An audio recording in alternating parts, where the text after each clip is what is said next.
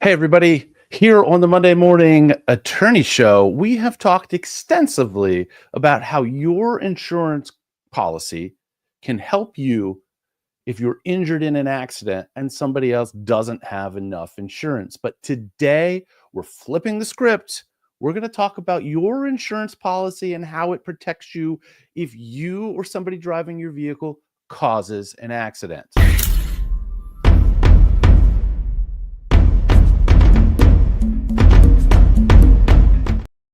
Good morning, everybody. Happy Monday. This is your accident and injury guy, Jobeth Bowers, coming at you from my Elkton office right here in Elkton, Maryland. Today, like I said, we are flipping the script. In previous episodes of this podcast, from a number of different angles, we have talked about how your insurance policy can kick in ways that are going to help you if somebody else caused an accident. Today, we're going to talk about how your insurance policy helps you if you cause the accident and you're at fault. And the same things that we're going to talk about apply most of the time if somebody else is driving your vehicle. So, I want to remind everybody today, at the end of the show, we are going to be giving away a pair of tickets to the Elkton Magic Show that is this Thursday evening. That is Thursday, the November 21st at the Showcase on Main. So please, if you are in the chat somewhere, please put your name in there or say that you want to be entered in this contest because we are compiling names here. We're going to do that drawing at the end of the show. So thank you all for tuning in when you do and comment so we can give out that prize. Obviously, that's a prize we can't push to a future week and a future episode because the show is Thursday. So let's get into this topic with the insurance and what happens if you cause an accident. We've talked about this in the context of you've been injured in an accident and how the insurance works and how the payments, who pays for what. These are some of the different topics of some of the episodes that we've done on these various topics. So today we flip the script to say you've caused the accident. Somebody on the other end is hurt very, very badly. And what happens? Well, number one, your insurance company is who pays this claim up to, but usually no more than the limit of their insurance coverage. We've talked about insurance coverage. This is the liability insurance coverage. So if you have seen podcast episodes in the past on this topic, or you've gone into the archives of my YouTube channel and have found things like the insurance self-check, where you can look and see if your coverages are sufficient, this is the part that I'm talking about. It'll be 2, sometimes 3 numbers that are larger numbers. The smallest number you're going to see is $30,000 / $60,000. And if you see a third slash, like sometimes you might see 100, 300, 50,000, that third slash has to do with property damage, the actual damage to a vehicle. We're talking about today is the injury portion of the claim. I don't want to diminish the importance of the property damage, but that's not today's topic. We'll probably do an episode in the future talking about property damage, but we deal with pretty catastrophic accidents here in my office on a very regular basis. We also deal with small run-of-the-mill accidents and everything in between. What we do here at Bowers Law is a service to the community. So we're not, there are firms that if you're not tremendously injured, they're going to reject the case or send you somewhere else. That's not us. We handle these cases big and small, but as we've talked about, that insurance policy and that liability policy is like buying a cup of coffee. There are different sizes.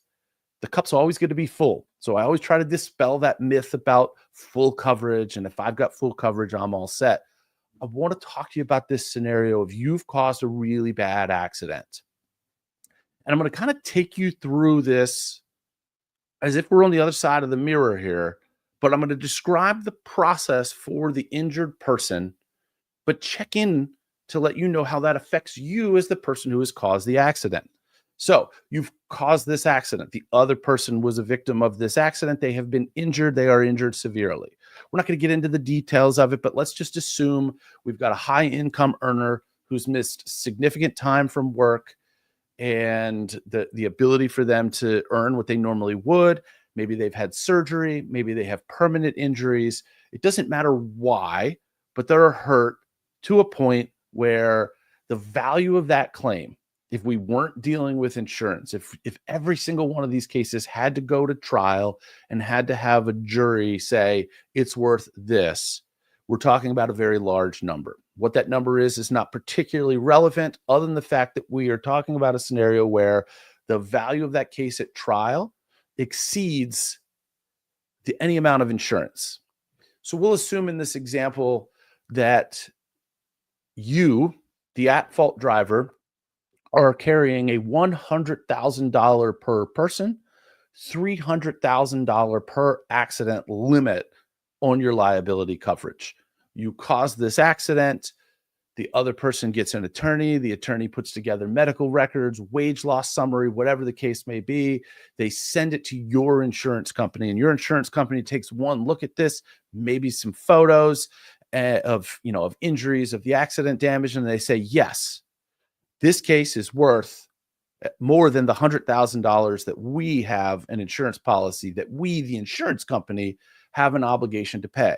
So we're going to pay that. We're going to offer to pay that $100,000. Please release our insured from any future obligation to the claim. Now the ball is in the plaintiff's court, the claimant's court. In the past, we have talked about the underinsured motorist coverage on your policy, you, the injured person's policy. Let's say in this example that the underinsured motorist coverage, the victim in this accident is in a vehicle insured to $250,000 per person. Since the $250,000 is higher than the $100,000, that insurance company, the injured person's insurance company, and this is not to diminish from the fact that if you cause this accident, you may very well be injured as well. You probably are. But again, nobody is paying you because you caused the accident. You may have coverages that are available to take care of some of your wage loss or some of your deductibles or things like that. But for the most part, you're not getting money in your pocket as a settlement from this. So that insurance company, the injured person, the underinsured motorist insurance policy, that insurance company has a right to investigate the at-fault driver. So you, in this scenario, they're going to investigate you for assets and any sort of likelihood that you might, independent of the insurance policy, be able to pay this claim. They have a 60-day time frame to make a decision, and the decision is one of two things. Either one, the underinsured motorist insurance company will say, hey, we don't think that driver has assets. You go ahead and settle the case for the initial amount of the policy. In this scenario, we're talking about $100,000. We will evaluate how much we think it's worth up to the $250,000 limit, and then pay the claim independently, and then we're going to wash our hands of this. The other option, this is the one you have to be concerned with, especially if you have assets, if you have a stock portfolio, if you have properties, especially if you have equity in those properties. This is where it matters, because if the insurance company, the underinsured victim, the insurance company for the victim who's evaluating this underinsured motorist claim takes a look at you who caused this accident and says, hey, this person owns a house. This person bought the house 15 years ago. This person, they can tell, they can dig up this information. When you refinance a house, it gets recorded as in the deed and in the land records. They can tell that maybe you haven't refinanced this house. There's probably equity in the property. Or they're looking at this from the perspective of, hey, we can go after this. And we're going to. So the insurance company, the underinsured motorist insurance company, has every right to say, hey, we're going to reserve the right to go after the at-fault driver. They may never sue them, but they have the right to sue them.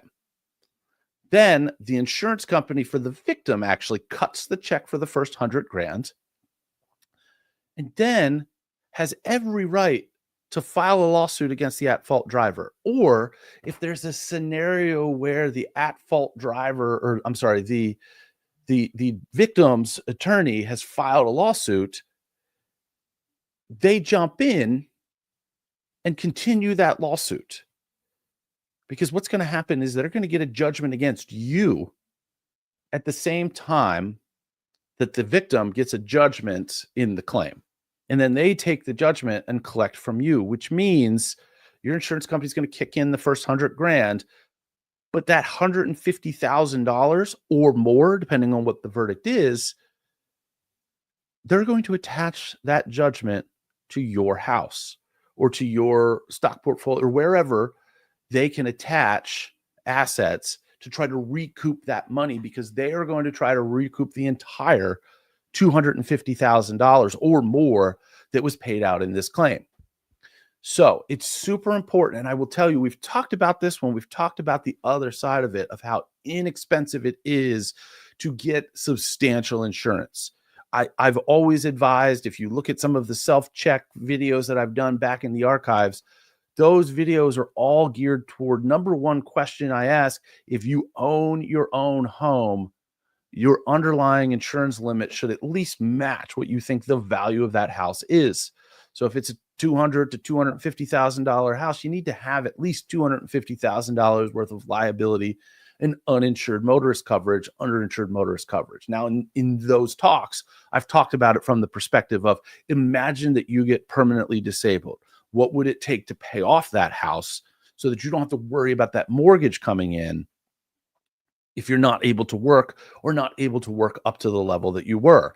Here, we're looking at it from the perspective of, if you get sued, what is your liability? And I promise you, and every insurance company is a little bit different, but I promise you, if you pick up the phone and you call your insurance agent today and say, hey, I have this $100,000 insurance policy, I'd like to see what it costs to bump it up to $250,000 or to bump it up to $500,000. What would that cost be? You're not talking about a lot of money, but you are getting substantially more protection. Because if you have, let's say, a $500,000 policy and you cause an accident, or $1 million policy and you cause an accident, and the other driver's insurance, they don't have uninsured motorist coverage that either stacks or exceeds yours, the right that that insurance company has to go after you no longer exists, because that insurance company has never asked the question of whether they want to reserve their right to sue you. It's between your insurance company and that plaintiff, that injured person and or their attorney, as to whether or not the limit of your insurance coverage is enough to make the claim go away. So this is super important stuff, because it's there to protect you. It's there to protect your assets. It's there to make sure that the hard-earned things that you've put into this world aren't taken away from you because of a momentary lapse in which you caused an accident that happened to be really bad. These accidents happen. They happen every single day. It doesn't mean, that somebody's a bad person or that they were doing something tremendously wrong. But if they caused the accident, they caused the accident. A misjudgment in, hey, I can make this turn, or they just missed the stop if they stopped short, or something like that. There are many different factors in which people cause these accidents. They're accidents. It happens. That's why we have insurance. So I urge each and every one of you, whether you have those assets or not, to make sure you're taking a look at your insurance policy. Make sure that you're aware of what coverage you have. And again, my office always has offered these free insurance evaluations. We are not insurance agents, so we're not going to try to sell you something. I'm going to tell you, hey, you might want X, Y, and Z, but the next part of that process is going to be, take this information to your insurance agent and buy it from them. So we don't sell the insurance here. We just want to give great information to make sure that you are protected, whether you cause an accident, whether you're the victim of an accident. In slightly different ways, these things apply to you. So that's all the time that we have for today. looks like we only got a couple people here in the chat, so we're not going to give away these tickets today. I urge you, if you're interested in that show, to go to elktonmagic.com. As of today, there are still tickets available, but I think it's less than 30 seats. So if you're interested in seeing an amazing show on Thursday night, go to elktonmagic.com, grab tickets. They're only $25 a person. So yeah, next week, 2 weeks from now, I am not going to be doing a podcast. I'm going to be out of the country. I'm going to be unavailable to connect in this way. So that would be Monday, December 2nd is going to be an off week for the podcast. Normally we do a podcast every week unless the courts are closed. Last week, the courts were closed and we did a podcast. So it's kind of a trade-off. So get your questions in. If you have something that you want us to talk about here on the episode, send an email there to info@bowerslawmd.com. If it is accident related, auto insurance related, if it's in those areas that we routinely practice, I'm going to do an episode just like this one. If it's outside of the area in which I practice, as you've seen in many, many other episodes, I'm going to go find somebody that handles that every single day, bring them on, talk about that question and more. So if you have a topic about the law that you are super interested in, info@bowerslawmd.com, or give us a call at the office. Of course, if you're injured in an accident, we should be the first call that you make. Save that number in your phone. Be well out there. Have a great week. Be safe. This is your Monday morning lawyer here signing off. Have a great week.